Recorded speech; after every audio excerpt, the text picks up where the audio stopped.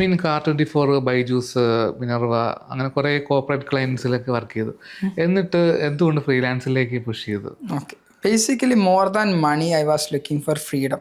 Okay. അപ്പം ഞാൻ ഈ ഡിജിറ്റൽ മാർക്കറ്റർ പ്രത്യേകത എന്ന് വെച്ചാൽ നിങ്ങൾക്ക് എവിടെ നിന്ന് വേണമെങ്കിലും ക്യാമ്പയിൻ പബ്ലിഷ് ചെയ്യാം, എവിടെ നിന്ന് വേണമെങ്കിലും മോണിറ്റർ ചെയ്യാം, എവിടെ നിന്ന് വേണമെങ്കിലും ഒപ്റ്റിമൈസ് ചെയ്യാം. ഓക്കെ, അപ്പോൾ എനിക്ക് ട്രാവൽ ചെയ്യാൻ ഭയങ്കര ഇഷ്ടമാണ്. അപ്പോൾ എൻ്റെ കുറേ സക്സസ്ഫുൾ ക്യാമ്പയിൻസ് ഒക്കെ അപ്പോൾ ഞാൻ എൻ്റെ ഓഫീസിലിരുന്നിട്ട് ക്രിയേറ്റിവിറ്റി പുഷ് ചെയ്തിട്ട് വരുന്ന ക്യാമ്പയിൻസിനേക്കാളും കൂടുതൽ ഇപ്പോൾ ഞാൻ കുറച്ചധികം കാലം ബാലിയിൽ പോയിട്ടുണ്ടായിരുന്നു. അത് വെറും ഡിജിറ്റൽ നൊമാഡ് ലൈഫായിരുന്നു. പിന്നെ ഫിലിപ്പൈൻസ്, തായ്ലൻഡ്, മാൽദീവ്സ് ഇവിടെയൊക്കെ ഞാൻ സിസ്റ്റമായിട്ട് പോകും. ആൻഡ് മേ ബി ചുമ്മാ ബീച്ചിൽ നോക്കിയിരിക്കുന്ന സമയത്തായിരിക്കും നമുക്കൊരു ക്രിയേറ്റീവ് ഐഡിയ വരിക, ക്രിയേറ്റീവ് ടീമായിട്ട് ഷെയർ ചെയ്യും. അപ്പോൾ ഒന്ന് പ്രൊഡക്ടിവിറ്റിയിലൊരു ബൂസ്റ്റ് വരുന്നുണ്ട് ട്രാവൽ ചെയ്തിട്ട് ചെയ്യുന്ന സമയത്ത്.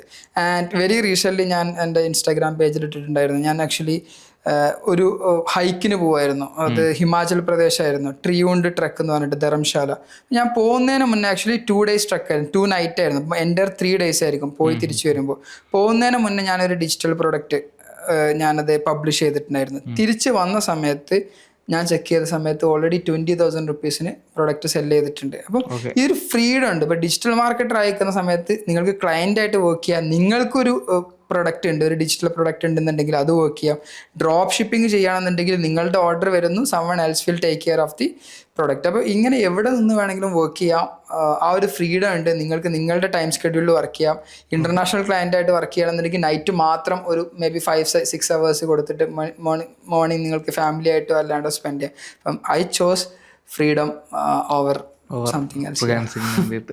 അതായിരുന്നു. ഓക്കെ, മനസ്സിലായി. എനിക്ക് ട്രാവലിംഗ് പറഞ്ഞപ്പോഴാണ് ഞാൻ റീസെൻ്റ്ലി ഞങ്ങളുടെ കമ്പനി ഫുള്ള് സോഹയിലേക്ക് മൈഗ്രേറ്റ് ആയിരുന്നു. അപ്പോൾ അതിന് സിസ്റ്റം ഫുള്ളി കസ്റ്റമൈസ് ചെയ്യാൻ വേണ്ടിയിട്ട് ഞാൻ 2-3 ദിവസം ബ്രേക്ക് എടുത്ത് യാത്ര പോയിട്ട് ഫുള്ളി ഇരുന്ന് സെറ്റ് ചെയ്ത്. അപ്പം ഇത് ആക്ച്വലി വേറൊരു ജോബാണെന്നുണ്ടെങ്കിൽ അത് പോസിബിൾ അല്ല. മേ ബി സെയിൽസിൽ വർക്ക് ചെയ്യുക, ഈവൻ ഡെവലപ്പർ ആണെങ്കിൽ തന്നെ നിങ്ങളൊരു ടീമായിട്ടൊരു സ്ഥലത്തിരുന്ന് വർക്ക് ചെയ്യേണ്ടി വരും. വളരെ കുറച്ച് കമ്പനികൾ ലൈക്ക് ഈ ഡെവലപ്പേഴ്സിനും ഹൈബ്രിഡ് വർക്ക് ഓപ്പർച്യൂണിറ്റി കൊടുക്കുകയാണെങ്കിൽ തന്നെ ഇത്ര കിലോമീറ്റർ സർക്കിളിൽ വേണം അവർ IP ഒക്കെ ടാപ്പ് ചെയ്യും. നമ്മൾ ക്ലയൻറ്റിന് 3.5 hours കൊടുക്കുകയാണെന്നുണ്ടെങ്കിൽ നിങ്ങൾ തായ്ലൻഡിൽ നിന്ന് പബ്ലിഷ് ചെയ്താൽ എന്താണ്, കേരളത്തിൽ പബ്ലിഷ് ചെയ്താൽ client will be more than happy. Okay, so that's a good point. Results pure results based ആണ്. 10 year എക്സ്പീരിയൻസ്ഡ് ആണ്. നിങ്ങളെ ROAS 1 ആണെന്നുണ്ടെങ്കിൽ nobody is gonna pay you. Because നിങ്ങൾ ഓരോ 10 lakhs സ്പെൻഡ് ചെയ്യുമ്പോൾ ₹1 സ്പെൻഡ് ചെയ്യുമ്പോഴും client ലോസിലാണ്.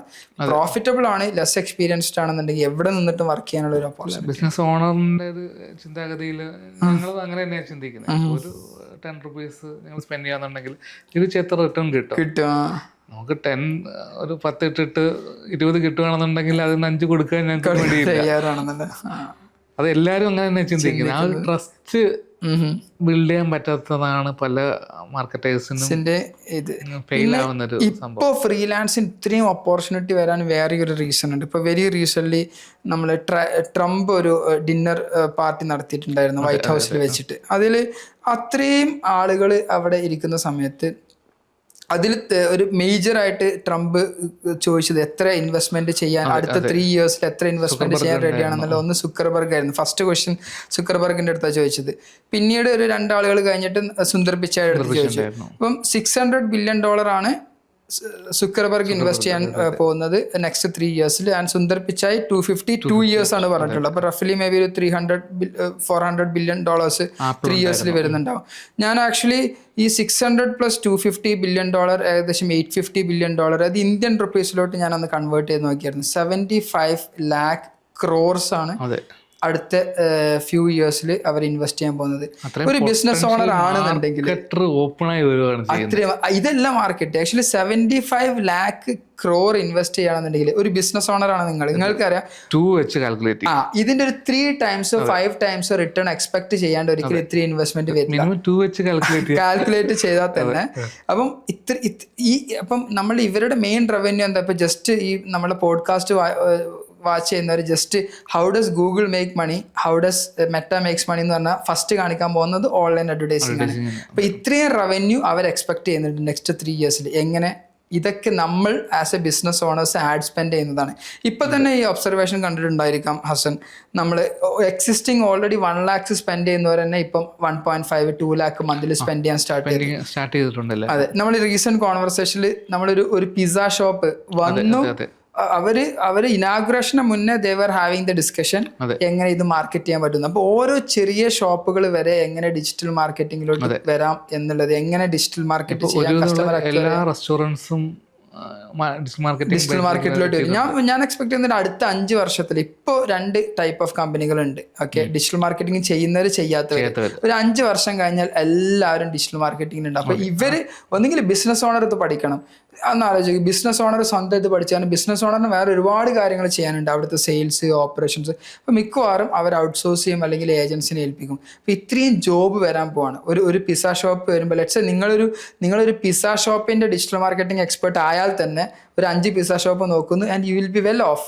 Like if you are collecting maybe 25,000 rupees, കാരണം pizza ഷോപ്പിന് let's daily ഒരു 3 lakhന്റെ റവന്യൂ ഉണ്ടെങ്കിൽ നിങ്ങൾക്ക് മന്ത്ലി 25 തരുന്നതിൽ ഒരു പ്രശ്നമില്ല. അപ്പോൾ 25,000 തരുന്ന ഒരു 4-5 ക്ലയന്റിനെ മാനേജ് ചെയ്ത് കഴിഞ്ഞാൽ ഒരു pizza shop digital marketing expert, ഒരു നീഷ് നമ്മൾ ഈ പോഡ്കാസ്റ്റിൽ പറയുന്നു.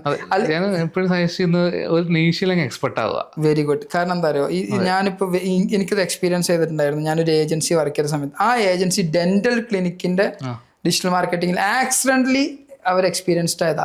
ഇപ്പം ഏതൊരു ഡെന്റൽ ക്ലിനിക്ക് വരുന്ന സമയത്ത് ഇവർക്ക് പറയാൻ പറ്റും ഡെന്റൽ ക്ലിനിക്ക് ABC ഇത് ഞങ്ങളാ ചെയ്തത്. അപ്പം ഇവരൊക്കെ ഇൻസ്റ്റാഗ്രാം പേജ് അപ്പം തന്നെ പോയി നോക്കും. നമ്മൾ പിച്ച് ചെയ്യുന്ന സമയത്ത് വെൽ മെയിൻറ്റെയിൻഡ് ആണ്, അവർക്ക് അത്യാവശ്യം നല്ല എൻഗേജ്മെന്റും ഫോളോയിങ്ങും ഉണ്ട്. പിന്നെ റവന്യൂ നമ്പേഴ്സും കൂടെ പറയുമ്പോൾ ഓട്ടോമാറ്റിക് ഇത് വരും. അപ്പം ഒരു ഏജൻസി, ഒരു ബിഗ് ഏജൻസി ഉണ്ട്, അവർ ജ്വല്ലറി ചെയ്യുന്നുണ്ട്, ഡിജിറ്റൽ മേ ബി റെസ്റ്റോറൻറ്റ് ചെയ്യുന്നുണ്ട്, അതേപോലെ തന്നെ ക്ലിനിക്സ് ചെയ്യുന്നുണ്ട്. അതിനേക്കാളും നമുക്ക് ആ പ്രൊജക്റ്റ് കൺവേർട്ട് ആവാൻ ചാൻസ് ഒരു 4 ഡെന്റൽ ക്ലിനിക്ക് ചെയ്യുന്നുണ്ടെങ്കിൽ മേ ബി പെട്ടെന്ന് ഒരു 5ാമത്തെ സെയിം കിട്ടും. അപ്പോൾ ഒരു നിഷിലാണെന്നുണ്ടെങ്കിൽ ഇ-കൊമേഴ്സ് ചെയ്യുകയാണെങ്കിൽ ഇ-കൊമേഴ്സിൽ ഫോക്കസ് ചെയ്യുക, ഇ-കൊമേഴ്സിൽ തന്നെ സ്കിൻ കെയർ ചെയ്യുകയാണെങ്കിൽ അതിൽ ഫോക്കസ് ചെയ്യുക, മേ ബി ക്ലോത്തിങ് ആണെങ്കിൽ അതിൽ ഫോക്കസ് ചെയ്ത് കഴിഞ്ഞാൽ പെട്ടെന്ന് നിങ്ങൾക്ക് ക്ലയൻറ്റിനെ ഓൺബോർഡ് ചെയ്യുക. സക്സസും ഇവിടെ കിട്ടിയ സക്സസ് നിങ്ങൾക്ക് റെപ്ലിക്കേറ്റ് ചെയ്യാൻ ഈസിയാണ്.